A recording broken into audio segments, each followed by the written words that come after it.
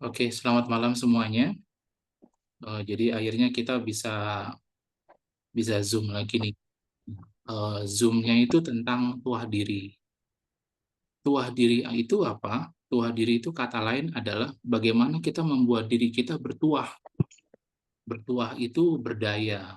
Berdaya itu mempunyai satu dampak positif dari kita untuk kita gitu. Jadi harusnya gini, harusnya. Ini pembahasan yang sangat sederhana ya. Karena kita yang menjalani hidup kita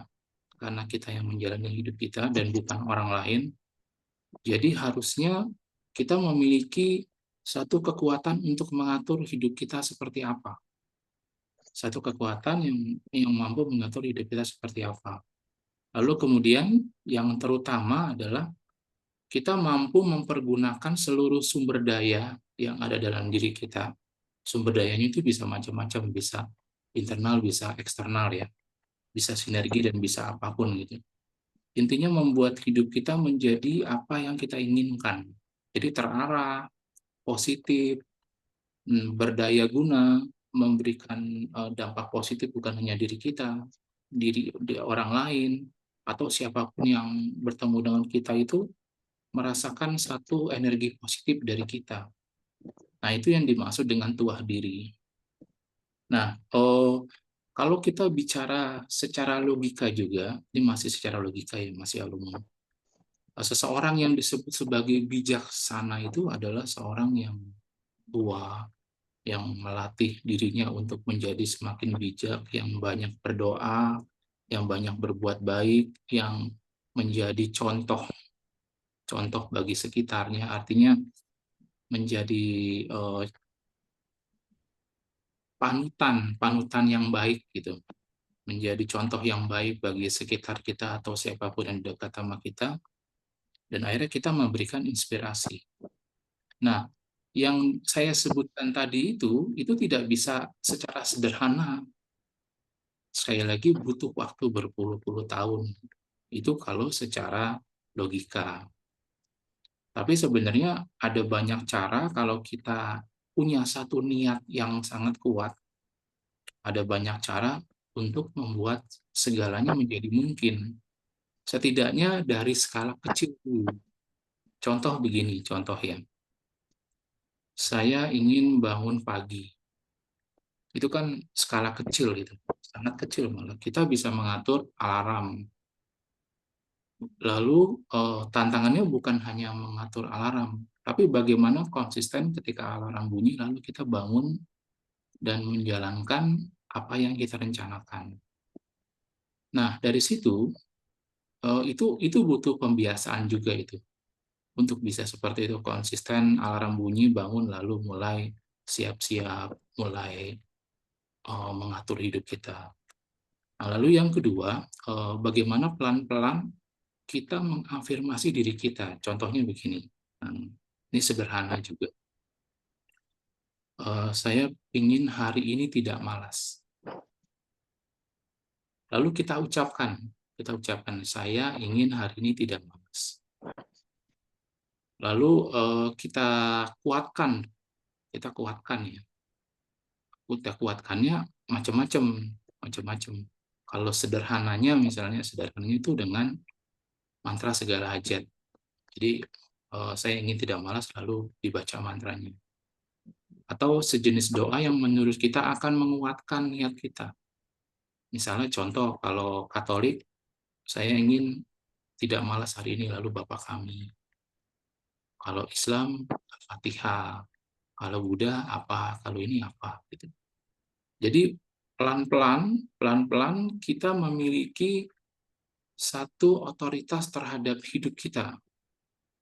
Nah, itu nanti perlahan-lahan itu kita mulai memupuk tuah gitu, memupuk energi supaya kita berkuasa terhadap hidup kita sendiri gitu. Dan memang pelan-pelan sih. Nah, lalu ada lagi caranya. Caranya kita mulai berlatih berpuasa. Kita mulai berlatih berpuasa. Silakan dipilih. Misalnya kalau puasa dalam setiap agama yang sederhana aja, misalnya Senin Senin Kamis sih. Senin Kamis itu kita bisa memilih tuh, memilih untuk berpuasa Senin dan Kamis. Lalu nanti kita ini lagi, kita kembangin lagi. Kita berpuasa misalnya ya, misalnya pada saat Yesus meninggal, jadi hari Jumat. Jadi kita tetapkan bahwa setiap hari Jumat saya akan berpuasa. Nah, bersama dengan niat kita dan kita komitmen dengan apa yang kita mau, perlahan-lahan energi kita akan bergerak untuk atau sesuai dengan niat kita. Nah itu, jadi pelan-pelan dicari caranya gitu, dicari caranya. Nah kalau yang saya lakukan, jadi kayak kalau saya tuh biasa membuat jalan pintas yang lebih cepat gitu.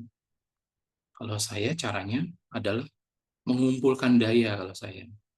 Mengumpulkan daya, jadi yang saya lakukan selama 3 hari ini, 3 hari ini dan semoga bisa terus ini, adalah saya mempunyai satu alat ya, alat penghitung. Jadi saya bisa cetak satu, tek dua, kayak semacam alat zikir gitu. Itu saya niatkan untuk minimal 1 hari 500 kali. 500 kali untuk mengulang afirmasi saya. Jadi misalnya gini contoh afirmasinya, saya ingin jadi lebih sadar. Tek, saya ingin menjadi lebih sadar. Tek, dua, saya ingin menjadi lebih sadar. Tek, tiga, terus tuh. Saya ulang 500 kali. 500 kali. Lalu setelah itu, setelah saya ulang 500 kali, lalu saya mulai meditasi dengan mengumpulkan daya itu. Energi baik, energi sehat, energi keberuntungan, energi, ya pokoknya energi-energi positif lah. Jadi itu yang saya lakukan. Dan ternyata pada saat pengulangan itu di 300 ya, ketika afirmasi yang tadi itu yang pakai alat itu 300, di angka 300, otak saya mulai tenang. Otak saya mulai tenang. Atau contoh yang lain seperti ini sangat religius. Tuhan kasihanilah kami, tek. Tuhan kasihanilah kami, tek. Tuhan kasihanilah kami, tek. Begitu. Kita komitmen. Silakan kalau teman-teman mau coba 500 kali diulang pakai alat itu. Tuhan kasihanilah kami, Tuhan kasihanilah kami, tek. Kelihatan kan kita sudah mengulang berapa puluh kali gitu. Ternyata dari pengalaman 3 hari ini, di angka 300 otak saya tuh lebih tenang ternyata. Ternyata otak saya lebih tenang. Dan dampaknya tuh luar biasa gitu. Nah, inspirasinya dapat dari mana? Inspirasinya dapat dari satu buku namanya Doa Tak Kunjung Putus. Itu seorang rahib. Dia seorang rahib yang mengulang-ulang doa Yesus. Nah, saya kembangkan menjadi afirmasi yang positif aja. Jadi saya pilih dulu afirmasinya berupa kalimat yang tidak terlalu panjang, lalu bisa saya ulang-ulang. Nah, saya ulang-ulang 500 kali. Sebenarnya semakin banyak itu semakin baik. Nah, 500 kali sudah mulai bisa nih, saya rencana nanti akan tingkatkan menjadi 1.000 kali dengan bantuan alat itu. Sambil kerja aja, sambil apapun yang kita lakukan gitu. Apapun kita lakukan yang tidak memerlukan bentuk ucapan seperti ini, yang kita lakukan dalam diam itu bisa kita ulang-ulang. 500, nanti saya mencoba 1.000, nanti coba 2.000. Ternyata itu menyentuh pikiran dan membuat pikiran menjadi lebih tenang. Dan bersama dengan tenangnya pikiran, kualitas hidup menjadi lebih dalam ternyata. Dan langsung terasa itu, oh ternyata kalau kita mengulang-ulang kata-kata yang baik, hidup kita menjadi baik. Itu benar itu ternyata. Sekali lagi, kalau kita mengulang kata-kata yang baik, diulang-ulang, lalu hidup kita akan menjadi kata-kata itu. Dan nama juga identik dengan sifat perilaku. Nah, nama-nama yang baik, Yesus, Muhammad, Buddha, Krishna. Itu contoh-contoh yang ketika kita sebutkan namanya, ntar kita akan melekat dengan kata itu. Melekat dengan kata itu akan melekat pula dengan orangnya. Nah, itu nanti otomatis, ini kalau bicara halunya nih, kita akan mewarisi kebijaksanaan orang itu. Kita akan mewarisi kebijaksanaan orang itu, kita akan mewarisi pandangan orang itu yang kita sebut, kita akan mewarisi seluruh hal positif yang ada dalam diri orang itu. Kita akan selaras dengan orang itu. Misalnya contoh Yesus sih, contohnya Yesus. Buddha, Krishna, kita akan selaras dan kita seperti memiliki sesuatu yang mereka miliki. Nah, itu jadi sangat positif itu dibanding kita berusaha secara manual ya. Maksud saya dibanding kita ini baik juga, cuma butuh waktu yang lebih lama. Misalnya kita melatih kebaikan, kita melatih lebih sabar, kita melatih itu, kita melatih itu. Enggak. Cara ini adalah menyelaraskan, menyelaraskan. Jadi ya cukup efektif, berdaya guna, ya. Nah, lalu yang juga saya coba ini termasuk cut the line ya, mempersingkat adalah mengcopy daya sesuatu yang sudah berdaya. Kayak contoh nih, saya bahasanya agak belit. Kayak ini. Ini nih sudah ada fungsinya nih. Ini sudah ada fungsinya dan fungsinya positif. Cuma fungsi positif ini hanya bisa dinikmati bagi orang yang punya benda ini. Orang lain nggak bisa. Lalu gimana caranya? Yang saya lakukan adalah saya copy tuahnya, tuah dari benda ini, lalu kemudian saya install dulu ke diri saya, sehingga diri saya itu memiliki manfaat tanpa saya harus pakai ini. Jadi ininya udah nggak perlu, karena tuahnya sudah di-copy ke diri saya. Nah, kemudian saya menemukan satu pengalaman bahwa ketika sudah saya copy ke dalam diri saya bisa copy lagi ke siapapun yang saya mau. Misalnya contoh ke Pak Yohanes, Pak Nuban, ke Nisal, ke Pak Alin Eugene, atau ke Karen, saya bisa copy. Jadi, yang tadinya ini eksklusif, hanya saya yang bisa menggunakan, sekarang setiap orang bisa menggunakan tanpa perlu punya ini. Karena ini kan cuma sarana, ini cuma sarana. Tuahnya itu sesuatu yang lain. Tuahnya itu sesuatu yang lain, bukan yang ini. Kalau ini kan cuma cuma cairan doang. Tapi tuahnya bukan ini. Tapi di dalam ini ada tuahnya. Nah, ya kayak itulah. Nah, itu jadi lebih cepat jadi lebih cepat. Lalu ada beberapa fungsi yang kalau bicara mengenai kopi mengkopi ini ada beberapa fungsi kayak contohnya begini. Kalau kita bicara soal malaikat, malaikat itu ternyata ada malaikat mayor, ada malaikat minor. Nah, apa yang disebut dengan malaikat mayor, malaikat minor? Itu adalah pangkat, pangkat kemalaikatan. Jadi sistem malaikat itu ternyata sama dengan angkatan. Angkatan misalnya yang sederhananya angkatan darat.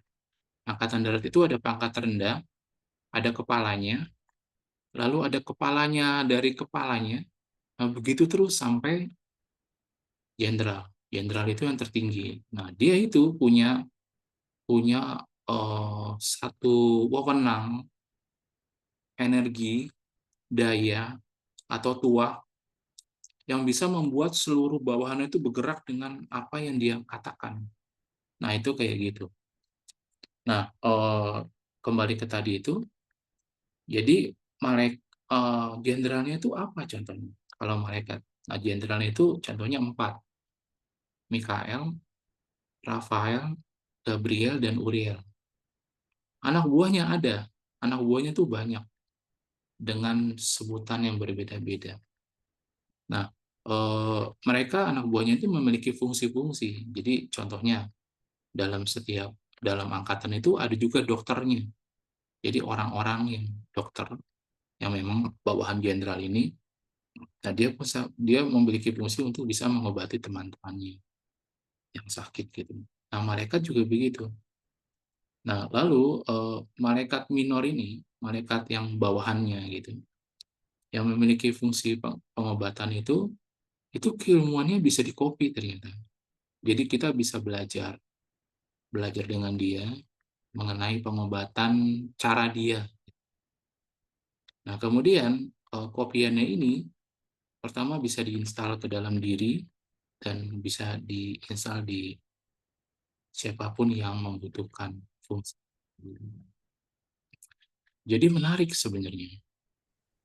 Nah, kembali kedua ketuah diri ini, sekali lagi harusnya kita memiliki pengaruh pengaruh terhadap diri kita, sesuatu yang baik ya. Contohnya kesehatan. Kita harus punya satu wewenang, satu kekuatan untuk mengatur diri kita supaya terus sehat. Kita harus punya tuh, kita harus tahu caranya gitu. Nah, beberapa contoh yang bisa langsung bekerja adalah berpuasa yang saya share di grup itu. Jadi kalau kita berpuasa, kita membiarkan diri kita untuk beres-beres.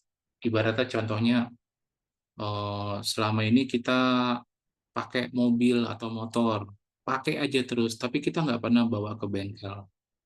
Nah, puasa itu seperti membawa kendaraan kita ke bengkel dan dibenerin, di regenerasi lah gitu. Jadi misalnya olinya habis, oh diganti, ininya rusak diganti. Nah, itu kayak gitu.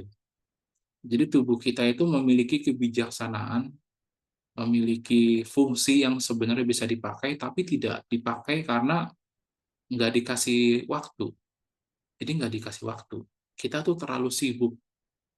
Kita maunya makan, jadi tubuh bekerja terus. Tidak istirahat, tidak meregenerasi selnya, tidak memberikan sesuatu yang baik untuk dirinya sendiri, enggak gitu. Nah, itu yang menjadi agak repot sih. Nah, ketika kita berpuasa, tubuh sejenak beristirahat terhadap apapun yang masuk ke dalam diri dia, kecuali air putih. Air putih ini membawa dampak yang netral sebenarnya. Jadi kalau kita kebanyakan minum air putih, dampaknya itu cuma sering ke belakang aja, selebihnya nggak ada. Nah, itu kayak gitu. Nah, lalu eh, secara saintifik juga terbukti bahwa ketika kita berpuasa dalam beberapa jam itu, tubuh itu akan melakukan sesuatu, akan mulai memakan sel-sel, akan mulai membersihkan sel-sel yang tidak kita butuhkan. Salah satunya lemak, salah satunya kolesterol, salah satunya tubuh tuh jadi kanibal terhadap dirinya sendiri. Dan kan kita selama ini tergantung sama gula, tergantung sama gula. Jadi kita berpikir bahwa kalau kita nggak minum gula atau kekurangan gula itu kita akan lemas, akan apa gitu. Sebenarnya ada banyak fungsi lain yang bisa diubah menjadi zat gula. Lemak bisa jadi gula. Lemak itu kan sebenarnya cadangan-cadangan yang sengaja disimpan oleh tubuh karena berlebihan gitu.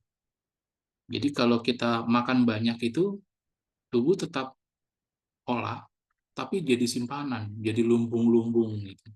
Kalau padi itu lumbung dan itu membuat kita penuh dengan daging. Tubuh kita menjadi berat, kaki kita menjadi terbeban lebih banyak gitu. Jadi dengan berpuasa itu kita sekali lagi meregenerasi sel, meregenerasi semua. Bahkan kita sanggup berpuasa sampai 40 hari sebenarnya. Sanggup. Nah, selama 40 hari itu, wah itu terjadi hal yang luar biasa itu pada kita. Makanya orang dulu tuh kalau pertapa-pertapa tidak makan itu sakti. Ya karena tubuh itu akan bekerja dengan semestinya, gitu. Bekerja dengan semestinya. Nah, ini bekerja secara semestinya ini kalau dibahas ini mendalam sekali, tapi pada intinya adalah kita minum lebih banyak daripada yang kita butuhkan. Kita makan lebih banyak dari apa yang kita butuhkan. Kita beristirahat lebih banyak daripada apa yang kita butuhkan. Jadi kita berlebih terus gitu. Sementara yang kita butuhkan nggak nggak kita nggak kita penuhi gitu. Misalnya kita butuh hidup doa yang baik, kita butuh dekat dengan Tuhan, kita butuh berbuat baik, kita butuh baik dengan orang lain. Itu memberikan semangat hidup itu. Tadi saya merenung lagi sore-sore gitu ya. Ternyata ada banyak hal yang membuat kita lebih lemah, ada beberapa hal yang membuat kita lebih kuat. Nah, contohnya apa? Ternyata kalau kita makan sayur-sayuran, buah-buahan, kita menjadi lebih kuat ternyata. Cuma kita tidak menyadarinya ya, sayang sekali sih sebenarnya. Atau ketika kita berbuat baik, ketika kita jujur, ketika kita berkata apa adanya tuh kita menjadi kuat ternyata energinya. Mungkin karena kita menjadi lebih otentik ya. Ketika kita bersikap baik, senyum, apa, kita menjadi lebih kuat ternyata secara energi ya. Jadi kalau misalnya bisa diukur atau bisa diperiksa itu, kita tuh menjadi dampaknya tuh sangat positif gitu. Sementara kalau kita melakukan sesuatu yang negatif, ternyata kita lebih lemah, walaupun kelihatannya kuat ya. Contohnya marah. Kalau marah kan kelihatan kuat kan. Tapi sebenarnya setelah itu kita menyadari bahwa kita tuh membuang-buang boros sekali itu energinya. Nah itu kayak gitu. Eh, jadi kira-kira yang saya maksud dengan tuah diri itu seperti itu. Sekali lagi, marilah kita berlatih untuk membuat hidup kita penuh dengan daya-daya positif. Hidup kita penuh dengan daya-daya positif. Itu kalau disadari itu banyak sekali itu. Contohnya teman-teman bisa menulis kata-kata positif dan ditempel-tempel aja, ditempel gitu. Sehingga eh, pada setiap sisi ya, teman-teman bisa melihat kata positif itu. Misalnya sabar, murah hati, eh, mengerti, mencintai. Itu kalau kita tempel-tempel ya, itu pada saat kita melihat itu pasti kita membaca kan. Jadi kita nggak mungkin lihat tulisan itu kita nggak baca itu nggak mungkin. Itu luar biasa itu kata itu. Kata-kata positif itu semakin kita terrefleksi dengan kata-kata positif, semakin kita dikuatkan dengan semuanya. Makanya kadang-kadang orang banyak kalau Kristen ya, mereka banyak membawa gambar Yesus di dompet mereka.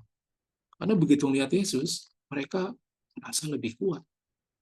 Begitu melihat Buddha, mereka merasa lebih kuat. Dan memang benar itu. Memang benar. Eh, Bahkan ada orang yang sebelum melakukan apapun ini yang Katolik, ya tanda salib dulu, baru melakukan sesuatu. Artinya, dia membawa apapun yang dia lakukan dalam nama Tuhan. Itu kan luar biasa itu. Itu kan luar biasa itu. Seperti juga kalau Islam dalam apapun yang dia lakukan ya, dia mengucapkan bismillah. Jadi ketika dia mandi dia bilang bismillah. Dia mandi. Ketika dia mau berangkat kerja dia bilang bismillah. Lalu dia berangkat kerja. Ketika mulai bekerja dia bilang bismillah. Dia mengelilingi hidupnya dengan mengundang mengundang sesuatu yang ilahi, sesuatu yang positif untuk datang dan mendekat dengan hidup dia. Nah, itu orang-orang seperti itu akan terasa sekali bahwa energinya itu berbeda daripada orang lain. Beda banget. Karena dia mengundang, karena dia menghidupkan, karena dia menguatkan, menguatkan dirinya gitu. Nanti suatu saat kalau kita sudah semakin kita sendiri ya yang melakukan itu, kita semakin bisa merasakan dayanya. Itu benar-benar punya kuasa itu. Jadi kalau ada orang yang bilang gitu ya, dalam keimanannya ya, dalam keimanan dia bilang, Tuhan, kalau Engkau memang luar biasa, tunjukkan kuasamu padaku. Itu kelihatan itu. Kita bukan menantang Tuhan sih, tapi kita dalam iman kita bisa kita punya kuasa untuk mengatakan hal seperti itu dalam keimanan kita, itu dalam kedekatan kita pada Tuhan nih. Kita punya kuasa. Dan itu pernah dilakukan oleh salah satu di grup kita. Itu pernah dia pernah cerita dia pernah cerita pengalamannya dia gitu. Suatu saat dia bilang ke Tuhan, Tuhan, kalau kau memang maha kuasa, aku pasti akan bisa melamar dan bekerja di tempat ini.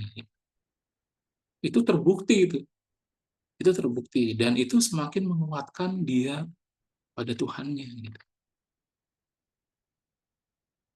Jadi bukan bukan bukan sesuatu yang sombong atau apa gitu enggak. Tapi lebih karena kita punya, sebut aja, kewajiban dan hak. Kalau ngomongin ya, kita sudah berdoa tiap hari, kita sudah berbuat baik tiap hari, kita sudah ini sudah itu, sudah menjadi orang yang baik, ya masa nggak dapat hak? Nah, kira-kira tuh begitu gitu. Nah, teman-teman kalau ingin bertanya nanti silakan, nanti nanti kita jawab. Bisa bicara langsung atau bisa ditulis di chat ini nih, kan ada chat nih. Silakan tulis aja di sini gitu. Nanti saya baca, lalu ntar kita bahas bareng gitu. Jadi silakan kalau kalau kalau mau bertanya mengenai tua diri atau bagaimana membangun tua diri atau bagaimana menjadi lebih berdaya gitu. Bagaimana bisa memberikan pengaruh terutama ke diri kita ya. Kita jangan itu, sesuatu yang paling nyata tuh ke diri dulu, ke orang-orang sekitar, mmm, ke orang lain. Jadi jangan mulai ke orang lain dulu gitu. Kalau itu jadi ke sana jadi klise nanti. Kita kita sendiri yang harus bisa merasakan apa yang kita latih. Harus bermanfaat dulu gitu, baru ke orang lain. Silakan teman-teman kalau mau tanya, bisa langsung sekali lagi atau ditulis juga nggak apa-apa. Atau potong aja apa, kata-kata saya dipotong. Nih ya nih. Pak, saya mau tanya, orang-orang yang beraura positif itu ciri-cirinya kayak gimana? Oh, yang paling kelihatan ya, yang paling kelihatan adalah kita nyaman di dekat dia. Ada sesuatu dalam diri dia yang membuat kita nyaman berlama-lama dekat dengan orang itu. Tapi kenyamanan ini bukan sesuatu yang misalnya dia cantik atau ganteng, bukan. Pertama-tama bukan itu, pertama-tama ya. Pertama-tama bukan itu. Tapi satu bentuk kenyamanan di mana di mana eh, kita tuh enak aja kalau deket sama dia, melihat melihat kehadiran dia, eh, dia ada di ruangan seruangan dengan kita gitu. Itu menyenangkan. Lalu kita akan merasa bahwa orang ini baik sekali. Bukan pertama-tama ganteng atau cantik dulu ya. Orang ini baik sekali gitu. Orang orang ini simpatik sekali. Kalau energinya sangat kuat, wah, kita akan langsung bisa merasa bahwa orang ini karismatik sekali, karismatik. Nah, eh, orang-orang seperti itu bukan DNA-nya kayak gitu. Itu bukan DNA-nya bahwa orang ini menyenangkan, orang ini baik, enggak. Kadang-kadang dia mengumpulkan daya, kadang-kadang dia berlatih supaya bisa kayak gitu. Dan banyak yang begitu kan. Orang kan tidak tidak apa tidak selalu bijak dari lahir gitu. Lebih banyak orang bijak karena pengalamannya. Nah itu kayak gitu. Kayak saya kan profesinya guru. Kalau saya nggak punya daya ya, kalau saya nggak punya power gitu, kalau saya nggak punya kuasa, nggak mungkin saya ngomong didengerin sama murid. Nggak mungkin. Saya harus meyakinkan diri saya bahwa saya bisa dan layak untuk didengar oleh mereka, layak dihormati oleh mereka. Saya yang harus meyakinkan. Kalau mereka sih tinggal tinggal lihat hasilnya aja dari latihan yang saya lakukan gitu. Makanya saya berdoa, semoga saya bisa menjadi seorang guru yang baik. Semoga saya bisa menjadi contoh baik buat mereka. Semoga ya harapan-harapan yang baik gitu. Nah, kalau doa saya intensnya bagus, itu menjelma itu. Setiap doa-doa saya itu menjelma dan kelihatan gitu. Maka ketika saya berdiri di depan mereka gitu, maka mereka atau ya gitu. Nah, itu kayak gitu. Lalu saya juga harus meyakinkan bahwa saya bisa akrab dengan mereka. Sekali lagi mereka sih rasain hasilnya aja. Saya yang harus berusaha supaya saya didengar oleh mereka, dihormati mereka, dipandang baik oleh mereka. Itu saya yang bangun itu. Karakter-karakter itu saya bangun dan saya pastikan itu terbangun. Termasuk ya, termasuk nih lebih jauhnya nih. Lebih jauhnya adalah saya bisa dan punya kuasa untuk mendapatkan pendapatan yang lebih tinggi daripada sebelumnya. Atau rumusannya dibalik. Jadi pendapatan saya dan pengeluaran saya itu 3 kali lebih kuat daripada pendapatan saya. Tapi ada duitnya. Misalnya pendapatan saya 1 juta misalnya. Pengeluaran saya itu 3 juta. Dan dari mana 2 jutanya? Itu misteri itu. Tapi saya meyakinkan bahwa saya mendapatkan itu gitu. Itu misteri, misteri gitu. Kenapa? Kenapa kok saya bisa jajan 3 kali lebih lebih gede daripada pendapatan saya gitu. Nah, itu kayak gitu. Itu latihan juga itu. Sesuatu yang bisa disebut ya kalau dengan topik bahasan kita ya tuah diri juga, tuah diri.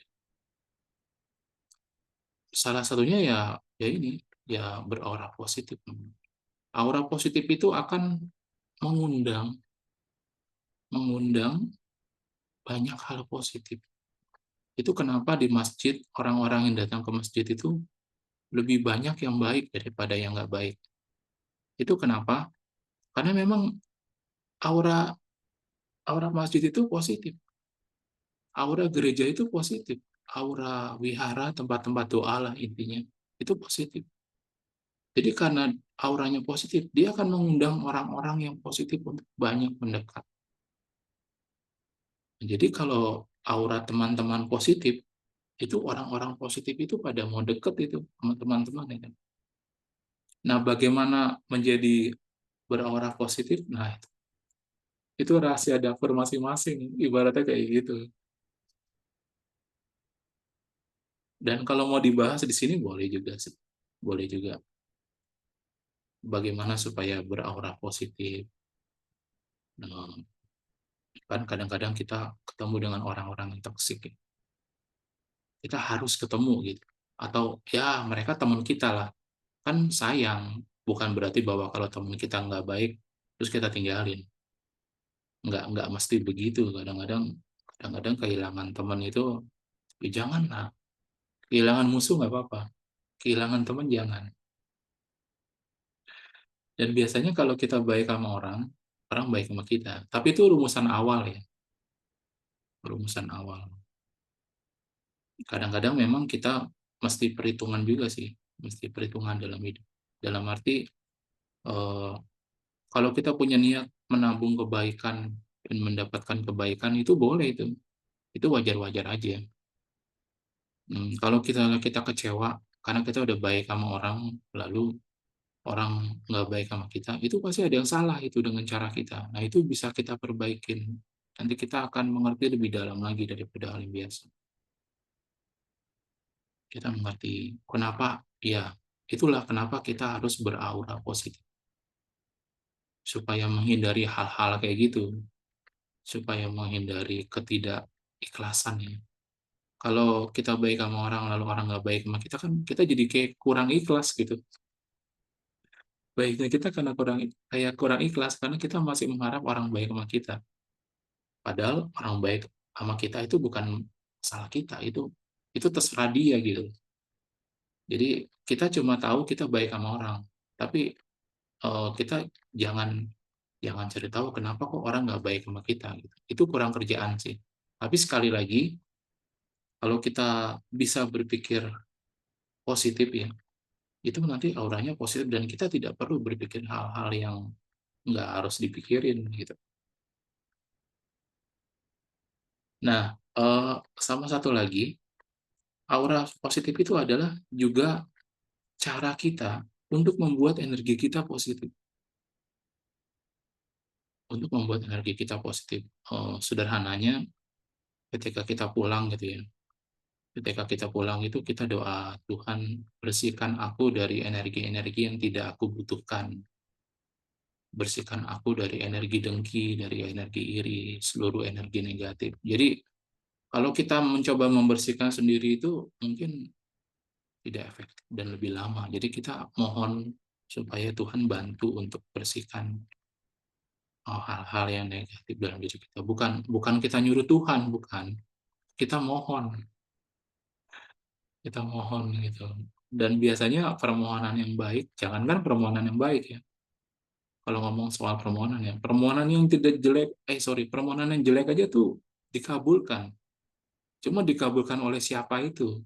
Itu yang jadi pertanyaan. Yang pasti bukan dikabulkan oleh kekuatan positif, bukan. Kalau kita ingin sesuatu yang jelek atau negatif, itu dikabulkan oleh kekuatan negatif. Nah, nanti teman-teman bisa cari tahu tuh kekuatan negatif itu siapa. Jadi selama kita menginginkan sesuatu yang baik, kita akan mendapatkan kebaikan. Selama kita menginginkan sesuatu yang buruk, kita akan mendapatkan keburukan. Ini agak aneh juga sih, agak aneh. Matematikanya tuh beda gitu loh ternyata. Dan menginginkan sesuatu yang buruk itu lebih mudah daripada menginginkan sesuatu yang baik. Mengutuk itu lebih mudah daripada mendoakan. Mengatai orang itu lebih mudah daripada bercanda gitu misalnya. Oh, gue sumpahin kaya lo, gue sumpahin ganteng lo gitu. Kadang-kadang bahasanya jadi kayak gitu tuh bahasanya. Nah, jadi kayak gitu ya. Mudah-mudahan sih, mudah-mudahan kamu bisa beraura positif. Mudah-mudahan. Itu kelihatan kok, kelihatan. Kadang-kadang tidak perlu dicari tahu ciri-cirinya kayak gimana. Itu kelihatan, kelihatan dari wajahnya, dari kata-katanya, dari apa yang dia lakukan gitu, dari pandangan matanya, pandangan mata nih, pandangan mata tuh, no, pandangan mata tuh termasuk menjelaskan secara sederhana energi yang orang itu punya. Jadi kalau teman-teman banyak berlatih energi-energi positif tuh pandangan matanya tuh meneduhkan, kata-katanya tuh meneduhkan, apa yang dilakukan wajahnya tuh meneduhkan ya. Terlepas apakah dia ganteng atau cantik ya. Itu sih nomor keberapa gitu. Sampai nanti kalau sudah kebentuk memang kadang-kadang ya, kadang-kadang terjadi bahwa orang-orang yang biasa itu kalau energinya positif itu dia lebih menarik dia. Dia lebih menarik. Nah, lebih menarik ini ya itu tadi bukan bukan soal ganteng atau cantik enggak, tapi menarik aja. Tapi dia tuh punya kayak kayak punya satu selubung gitu ya, selubung yang selubung energi yang sangat positif. Kira-kira kalau dibahasakan tuh kayak gitu. Kalau di ya kalau di secara energi dia tuh punya energi wajahnya. Wajahnya punya energi, tangannya punya energi, eh, matanya punya energi. Ini kata-kata yang keluar itu punya energi. Nah, di sini ini ada cakra minor. Cakra minor itu kalau aktif itu itu kata-katanya tuh menjadi enak untuk didengar. Kata-katanya, intonasinya itu enak untuk didengar. Lalu di sini juga ada beberapa cakra minor. Cakra minor itu kalau itu aktif ya, itu wajahnya tuh enak untuk dilihat. Ya itulah fungsi-fungsi cakra itu. Ini kan ini jadi dalam cakra-cakra mayor yang 7 itu ada banyak cakra minor yang lain. Ini kalau cakra minor aktif, di sini ada cakra minor nih, sorry di tengah-tengah ini. Kalau cakra minornya aktif, teman-teman bisa healing, healing sederhana ya, healing sederhana. Nah itu ya itu pengembangannya, pengembangannya. Ah, aktifkan cakra. Oh, tergantung Pak. Kalau sederhananya ya minta diaktifkan sama Tuhan. Ketujuh cakra itu kan ada cakra mahkota, asna. Asna tuh dia mata ketiga, kayak mata begini. Cuma bentuknya ke atas dia, bentuknya ke atas. Atau dia seperti mata kucing, jadi garisnya tuh ada satu garis lah di sini yang membedakan dengan mata biasa. Lalu di sini ada cakra tenggorokan, ada cakra jantung, cakra pusat, cakra seks di organ seks, sama di cakra dasar ya. Dasar itu di ujung tulang ekor. Tapi ini secara gaib, Pak. Cakra itu secara non fisik dia. Nah, itu eh, mengaktifkannya kalau sederhana ya coba minta ke Tuhan supaya diaktifkan. Atau sederhananya begini, Pak, bahasanya.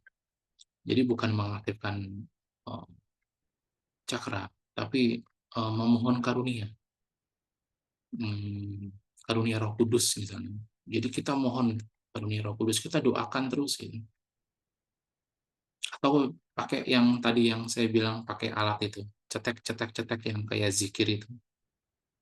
Tuhan, semoga aku menjadi lebih bijak, semoga aku bisa menjadi lebih bijak. Terus diulang-ulang, diulang-ulang. Itu ketika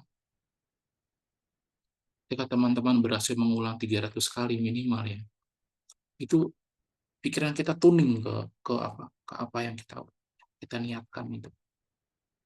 Oh, itu kalau udah merasa begitu tuh kita baru tahu bahwa, wih, ternyata kalau pikiran saya tenang itu rasanya luar biasa sekali. Kalau pikiran kita tenang ya, itu baru tenang loh. Itu kalau pikiran kita menjadi lebih tenang, menjadi lebih tenang lagi, jadi lebih tenang lagi, jadi lebih tenang lagi. Wah, itu ini kalau saya boleh boleh jelaskan sedikit ya. Itu kalau kita melihat daun ya, daunnya tuh hijaunya tuh lebih hijau daripada hijau biasa. Kita tuh punya satu kapasitas untuk melihat hijaunya daun yang indah, lebih indah daripada daripada kita biasanya gitu. Itu kalau kita melihat pohonnya, itu pohon itu indah sekali rasanya. Kalau kita menjadi jauh lebih tenang ya, itu kita melihat langit ya, itu langit itu lebih indah daripada langit yang biasa kita lihat. Kita melihat segala hal itu indah. Kita melihat orang gitu, kita melihat orang bekerja, lalu tanpa sadar kita bisa bilang gitu, oh, orang ini mulia sekali pekerjaannya. Lalu pada saat itu kita tahu bahwa setiap pekerjaan itu mulia jika dilakukan dengan tulus dan ikhlas. Itu kalau pikiran kita lebih tenang, lebih tenang, lebih tenang, lebih tenang. Itu luar biasa itu. Wah, itu apalagi kalau misalnya dalam keadaan yang jauh lebih tenang itu kita kalau yang Katolik misa. Wah, itu misa itu menjadi rangkaian apa ya kalau dalam bahasa saya, rangkaian cipta ilahi. Oh, kata-katanya indah ya, rangkaian. Jadi dalam setiap misa itu kalau di Katolik itu, kalau kita tenang ya, kalau kita sangat tenang, kita akan melihat di situ bahwa itu tuh seperti rangkaian satu kegiatan yang sangat luhur gitu. Bacaan, nyanyian, lalu khotbah, lalu konsekrasi. Wah, itu kita tuh menikmati keilahian itu, sesuatu yang ilahi. Itu kalau kita tenang ya. Kalau kita tenang, di dalam tenangnya, lebih dalam tenangnya, lebih dalam tenangnya. Itu luar biasa itu. Itu luar biasa. Itu kita seperti merasakan, melihat dengan nyata karya cipta Tuhan.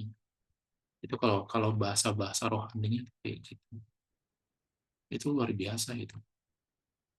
Itu makanya ya kalau di cerita Buddha ya, kalau di cerita Buddha itu kadang-kadang murid-muridnya Buddha itu terpana melihat Buddha, melihat ketika dia bergerak, ketika dia berkata, ketika dia berpikir, murid-muridnya itu terpana sekali. Mereka bahkan berpikir dari mana kata-kata emas yang dia keluarkan. Kenapa setiap kata-katanya itu penuh dengan kebijakan gitu. Kenapa setiap kata-katanya itu penuh dan menyentuh hati.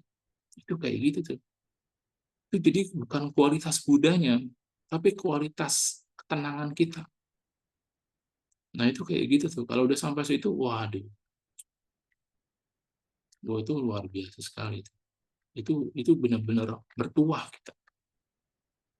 Jangankan kita ya yang merasa kedamaian itu ya, orang-orang di sekitar kita tuh akan mulai merasakan, aduh, orang ini tenang sekali, orang ini baik sekali, orang ini menghidupkan hidup kita dengan kehadirannya. Itu kata-kata, itu perasaannya tuh bisa sampai situ tuh perasaannya. Mudah-mudahan teman-teman di sini tuh bisa menjadi inspirasi spiritual ya, inspirasi rohani buat buat siapapun yang dekat teman-teman. Sehingga misalnya orang-orang yang dekat dengan Bu Ellen gitu ya, bisa merasakan kedamaian dalam diri Bu Ellen gitu. Orang-orang yang dekat dengan Karen tuh bisa merasakan cerianya Karen gitu, tawanya dia gitu. Jadi memberikan inspirasi jadi. Nah itu tuah gitu. Itu tuah. Tuah diri itu tuh yang dalam wujud nyatanya itu seperti itu. Sekali lagi mudah-mudahan. Kalau enggak, itu kesempatan kita tuh latih aja terus. Saya punya niat untuk kalau seandainya kata-kata positif itu saya ulang 1000 kali itu gimana rasanya gitu. 300 kali aja udah luar biasa. Gimana kalau 1000 kali? Misalnya kita itu tadi misalnya berdoa Tuhan kasihlah kami 1000 kali kita berdoa itu ya. Itu gimana itu rasanya? Nah untuk bisa jawab gimana rasanya ya dilaksanakan.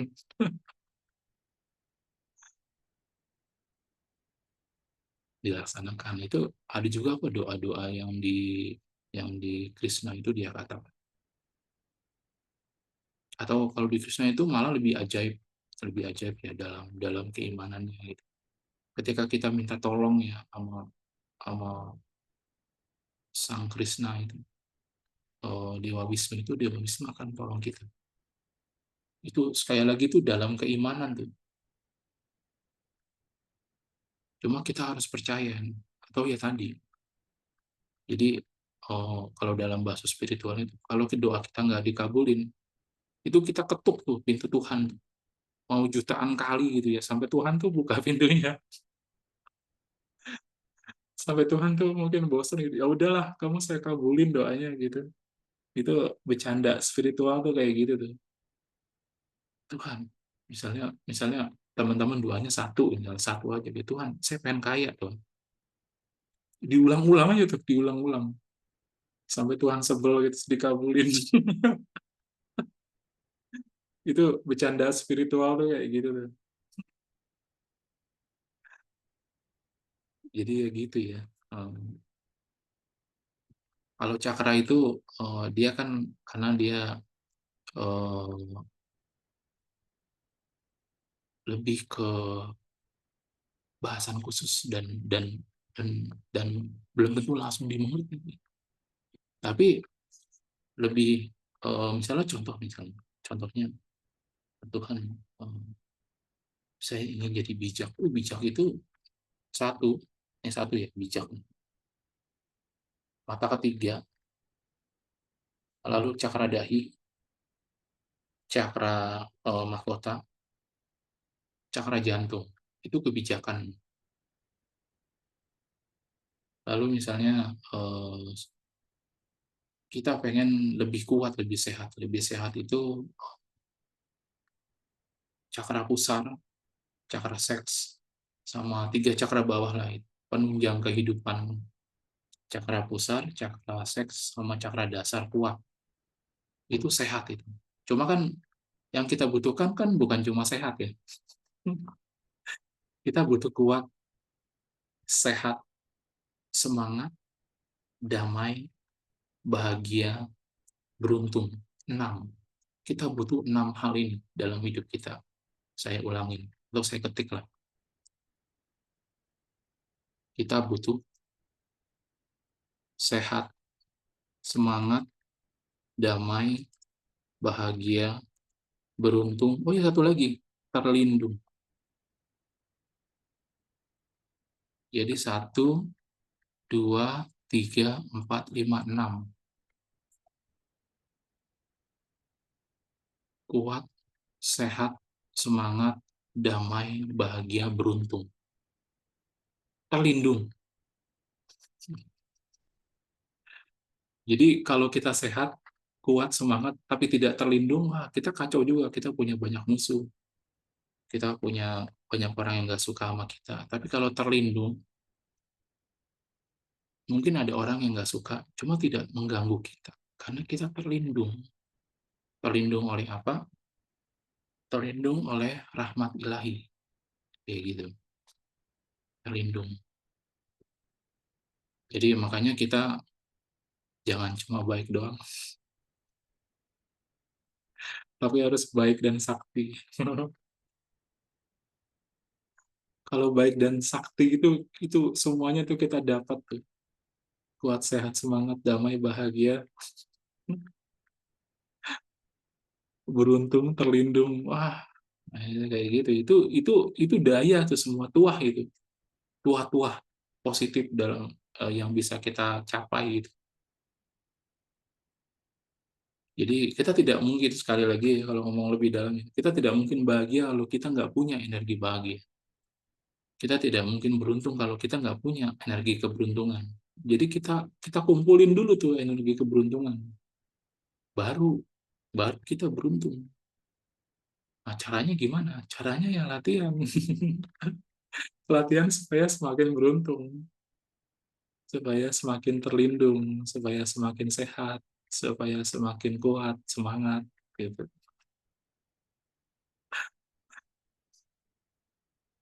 Ya, kayak gitu. Jadi itu nanti Pak, kalau bicara soal cakra ya, itu nanti ada 10 cakra. Di atas cakra mahkota itu masih ada cakra-cakra yang lain. Nah, di bawah cakra dasar itu masih ada cakra-cakra yang membuka pada dunia-dunia bawah. Dunia-dunia bawah itu kekuatan-kekuatan negatif. Jadi jangan disangka bahwa keberuntungan itu ada pada cakra-cakra positif. Cakra-cakra negatif juga ada beruntungnya, tapi beruntungnya adalah merusak keberuntungan orang lain.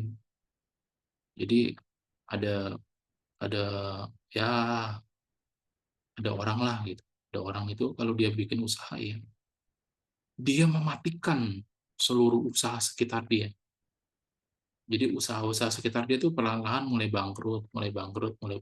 Jadi toko dia semakin kuat, semakin hebat, semakin gede gitu ya. Tapi mematikan. Wah, itu kan banyak orang nggak suka kan. Wah, ya itu banyak orang yang nggak suka. Dia punya beberapa spirit-spirit pelindung. Wah, makin kuasa dia. Itu ada. Mudah-mudahan kita tidak berurusan dengan orang-orang itu ya. Tapi kalau kita berurusan dengan orang-orang jahat yang memakai kuasa-kuasa jahat, kita harus tahu sih bagaimana menghadapinya. Atau setidaknya jangan konfront langsung lah gitu. Repot-repot amat kita nambah-nambah musuh ya. Setidaknya kita bisa minta sama Tuhan supaya kita terlindung dari seluruh peristiwa, seluruh hal. Jadi kita tetap tetap baik dengan semua orang tanpa terpengaruh dengan energi negatif orang itu gitu. Kayak gitu. Seru sih sebenarnya bahas-bahas itu.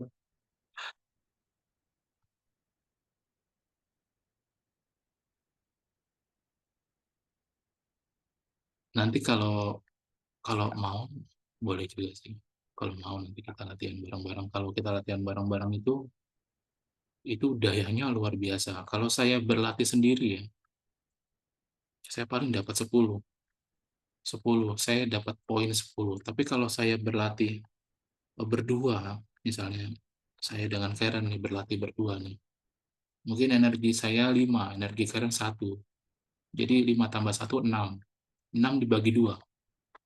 Jadi masing-masing kita dapat 3. Jadi pada saat Karen energinya cuma 1, saya 5, nanti Karen energinya jadi 3, saya juga 3. Nah, itu baru sekali latihan. Kalau latihan 2 kali, itu multiple nanti.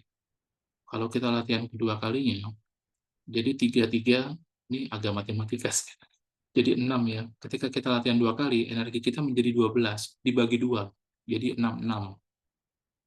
Itu kalau latih 2 kali. Kalau latih 3 kali, itu nanti jadi 18 dibagi 2, 9, 9. Jadi kualitas energinya menjadi lebih cepat. Itu kalau 2 orang. Kalau seperti malam ini nih, 1, 2, 3, 4, 5, 6 ini, itu terakumulasi tuh. Energinya kan beda-beda kan. Tapi terakumulasi dibagi 6. Itu tinggi sekali. Tinggi itu. Makanya latihan bersama, doa bersama, memanjatkan pujian kepada Tuhan bersama-sama itu semakin banyak orang ya. Itu kalau positif itu luar biasa sekali. Makanya makanya itu di mana 2 3 orang berdoa, di situ ada Tuhan. Tuhan yang masuk di sini tuh energi positif. Ada energi positif. Oh, jangan ya. Mungkin tidak malam ini lah. Kalau mau setelah malam ini boleh sih. Kalau langsung malam ini aja sebenarnya kita udah luar biasa sih pembahasan dan dan energi positifnya itu udah bagus sebenarnya. Mungkin setelah pertemuan ini, setelah mudah-mudahan bisa lebih berkala ya. Nanti kita bisa latihan bareng-bareng gitu. Sebenarnya kalau nggak salah saya sudah kasih latihannya deh. Ya dijadwalkan ya boleh boleh. Jadwalkan boleh. Dijadwalkan. Yang penting prakteknya aja sih. Jadi tata caranya itu ada doa yang secara pribadi, ada doa yang bersama-sama. Coba saya kasih contoh ya. Ini doa yang bersama-sama. Ini kalau doa yang bersama-sama ini kalau didoakan sendiri ini kurang kuat.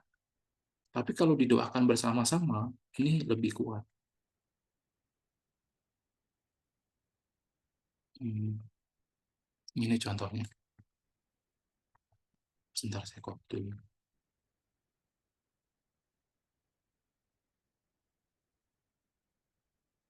Salah satu contoh kalau kita doakan bersama-sama ini lebih kuat nih.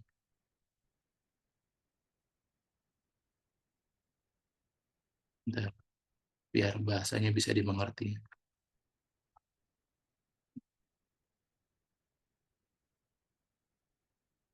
Nah, ya udahlah semuanya jangan dulu. Ini adalah contoh doa yang dilakukan bersama-sama, jadi sinergi. Jadi kalimatnya saya mohon pada Tuhan agar saya, keluarga, juga yang sudah meninggal, rumah, tanah, tempat kerja, teman-teman, Indonesia, dunia, tata surya, alam semesta, pada seluruh tubuh kesadaran bawah sadar roh, jiwa, dan emosi ini. Emosi pikirannya, ini 1, 2, 3, 4, 5 diucapkan bersama-sama, lalu meditasi. Ini kalau dilakukan sendiri, itu energinya tidak besar. Tapi kalau dilakukan bersama-sama, ini energinya bersinergi dia. Bersinergi dan itu luar biasa sekali jadinya. Jadi memang kita berdoa masing-masing buat keluarga kita, buat Indonesia, buat bumi, buat tata surya. Jadi ibaratnya eh, energinya itu nggak satu gitu. Tapi tergantung siapa yang udah berdoa, berapa banyak. Semakin banyak orang, itu sinerginya, pengaruhnya tuh bahkan bisa mempengaruhi sinar matahari, bulan, alam semesta menjadi lebih positif ya. Ya, walaupun mungkin sesaat ya, walaupun mungkin cuma sesaat, tapi kita memberikan sumbangsi alam semesta untuk lebih positif selama kita berdoa. Itu kayak gitu. Jadi rumusan rumusan afirmasinya tuh memang berbeda daripada kita berdoa sendiri. Jadi contoh kalimat yang lainnya tuh begini, jadi dibanding memakai kata saya, kita pakai kata kita. Misalnya contoh gini, contoh lain ya, Tuhan, dengan rahmat-Mu, semoga kita masing-masing yang ada di sini menjadi lebih sehat, kuat, dan itu energinya tuh memantul itu. Dari saya yang mengatakan ini ke teman-teman yang ada di sini, lalu berputar menjadi satu, lalu ke atas. Oh, itu nanti jangan bayangkan balik energi positif ke kitanya itu seperti apa. Jadi yang gitu. Itu makanya sekali lagi, kalau soal sholat itu yang paling baik itu berjamaah kalau Islami. Kalau agama-agama lain ya kalau berdoa itu bersama-sama dengan wujud doa yang sama, wujud doa yang sama. Atau eh, sedikit licik, sedikit licik kita minta didoakan secara spesifik kita pengen apa. Contoh misalnya kita mau ujian, kita minta sama teman kita, kalau doain gue supaya gue bisa ujian. Ujian apa kan dia tanya? Ujian ini. Oh iya, minta gue doain. Itu dia bilang begitu aja. Itu udah mengalir tuh energinya ke kita. Semakin banyak kita minta begitu, oh itu hasilnya itu lebih kuat, lebih kuat. Makanya kalau susah, kalau susah tuh kita bawa doa bersama-sama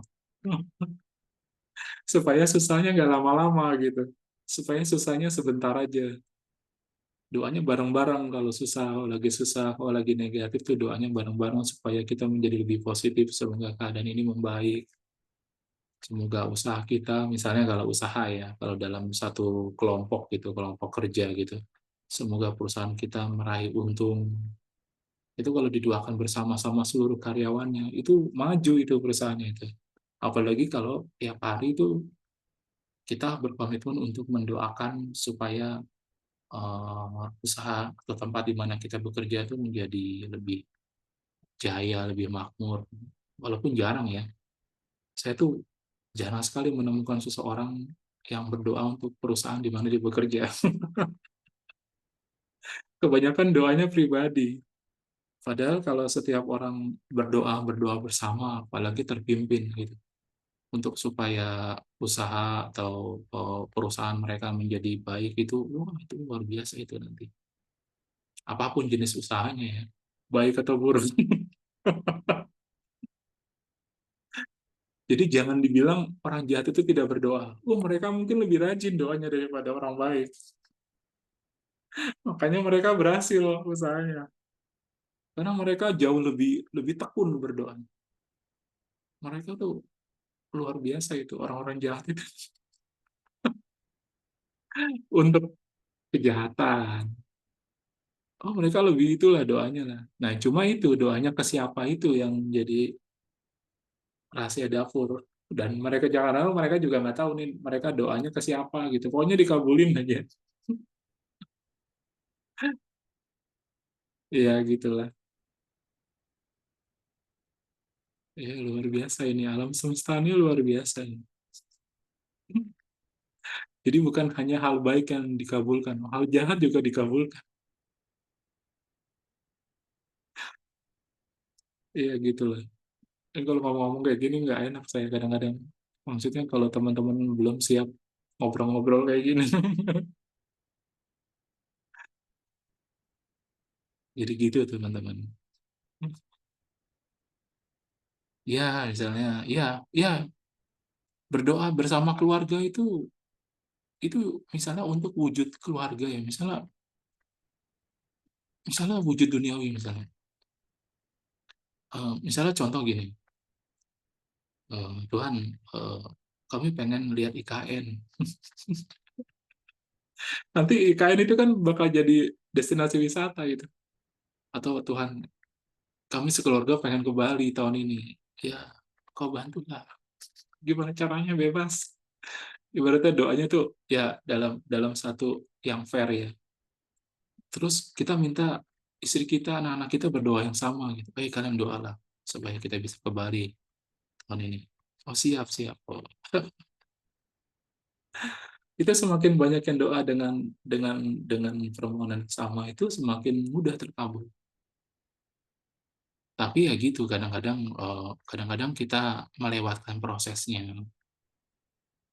Kalau kita menghayati proses itu jauh luar biasa. Misalnya kita punya uang, kita sisihkan sambil diniatkan. eh, Ketika aku punya duit berlebih, ya, duit ini akan aku pakai untuk menabung, untuk kita liburan bersama keluarga. Jadi dalam doa, dalam perbuatan itu selaras itu. Wah, kalau bisa begitu luar biasa itu. Jadi dalam doa, dalam perbuatan, dalam doa, dalam perbuatan, dalam doa, dalam perbuatan. Itu kayak gitu. Itu orang-orang yang seperti itu ya, itu tuah dirinya luar biasa ya. Karena karena dirinya bertuah, dirinya berenergi.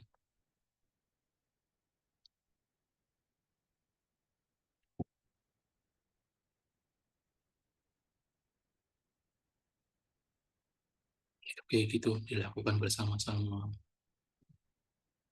Sama begini, teman-teman, jangan lupa doakan atasan kalian. Sorry saya ketawa. Maksud saya begini, atasan kita tuh bekerja susah juga loh.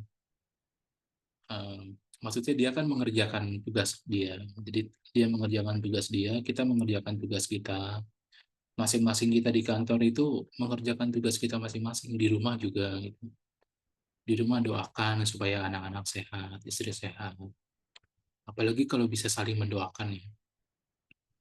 Jadi kalau misalnya teman-teman ini trik-trik sebenarnya. Kalau teman-teman ingin rezekinya nambah, bilang sama istri, sama pasangan, sama anak. Istriku, anak-anakku, kamu harus doakan supaya papa penghasilannya dikasih penghasilan lebih sama Tuhan. Itu nanti kalau mereka berdoa ya, mereka benar-benar berdoa, itu nanti penghasilan teman-teman hebat itu, hebat.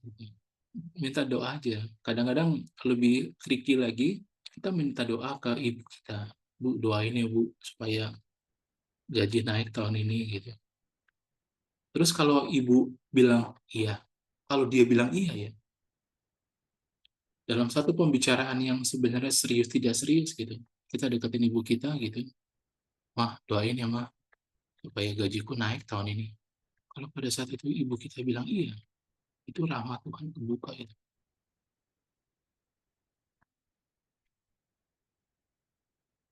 Tapi kalau dia bilang begini, kita bilang sama ibu kita gitu, "Bu, doain ya supaya gaji kita, gaji saya naik tahun ini." Terus tiba-tiba dia bilang begini, iya tapi lu kerjanya yang benar. Wah itu di situ di situ ada kata-kata Tuhan juga itu. Dia yang benar. Jadi tergantung tergantung dia ngomongnya apa gitu. Makanya kita harus pintar-pintar lah, pintar-pintar menempatkan. Jadi misalnya sebelum kita bilang begitu, kita beliin kue dulu gitu kan. Kita ambil minuman dulu, moodnya baik itu rahmat orang tua kita itu sangat sangat luar biasa gitu. Dan ya terlihat terlihat energinya itu terlihat gitu.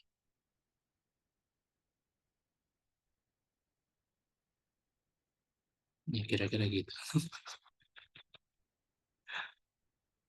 Jadi ya coba ya, saya juga pribadi berharap teman-teman menjadi lebih bertuah, teman-teman bisa memberikan inspirasi buat diri pribadi, buat diri pribadi lah, supaya kita tuh lebih enak, supaya kita lebih merasakan bahwa wah, hidup gua penuh dengan keberuntungan, keberuntungan ya. Kadang-kadang cuma satu sih dalam keberuntungan itu, ada kesehatan, ada rezeki, ada macam-macam gitu. Dilatih, ditarik, energi keberuntungan itu ditarik. Kita memohon, ya memohon ya, memohon yang paling positif ya kepada kekuatan positif Tuhan ya. Kita kalau kita sebut Tuhan itu kan mindset kita tuh sudah positif gitu. Tuhan. Jadi mohon berkat Tuhan agar apa gitu. Afirmasinya tuh begitu, mohon berkat Tuhan agar apa, mohon berkat Tuhan. Jadi mohon, kita memohon kayak gitu. Mudah-mudahan ya mudah-mudahan apa yang kita obrolin ini memberikan dampak positif sih pada kita semua yang Zoom malam ini, atau siapapun yang menonton video ini. Mudah-mudahan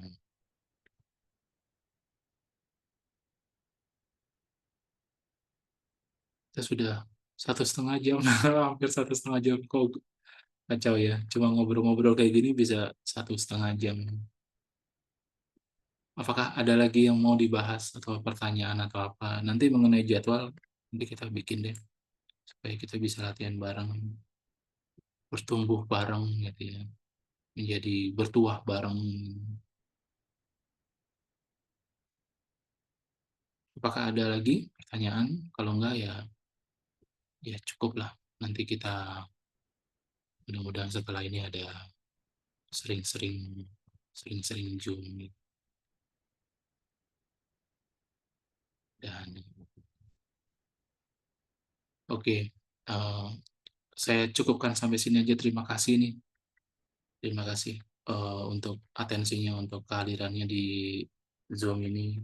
Semoga rahmat Tuhan bersama kita ya.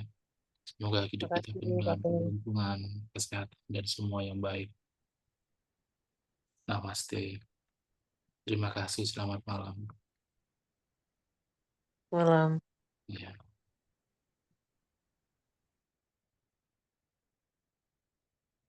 iya.